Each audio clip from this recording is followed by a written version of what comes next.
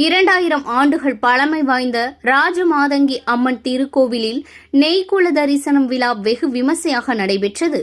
திருவாரூர் மாவட்டம் திருமாலம் கிராமத்தில் 2000 ஆண்டுகள் பழமை வாய்ந்த ராஜமாதங்கி உடனுறை மகா காலநாதர் திருக்கோவில் உள்ளது. ஐப்பசி மாத பௌர்ணமியை முன்னிட்டு ராஜமாதங்கி அம்மனுக்கு சிறப்பு அலங்காரம் செய்யப்பட்டு நெய்க்குள தரிசனம் விழா நடைபெற்றது. முன்னதாக உலக மக்கள் நலம் பெற வேண்டி சிறப்பு யாகம் செய்யப்பட்டது. அதனைத் தொடர்ந்து மகா காலநாத சுவாமிக்கு ராஜமாதங்கி அம்மனுக்கும் சிறப்பு அபிஷேகம் செய்யப்பட்டது. அதனைத் தொடர்ந்து அம்மாளுக்கு வகை வகையான சாதங்களால் படையலிட்டு 108 வடைகள் வைத்து அதன் நடுவே குளம் போல் அமைத்து அதில் நெய் ஊற்றி வழிபட்டனர். நெய்க்குளத்தில் அலங்கார ரூபத்தில் காட்சியளித்த ராஜமாதங்கி அம்மன் காட்சியளித்தார்.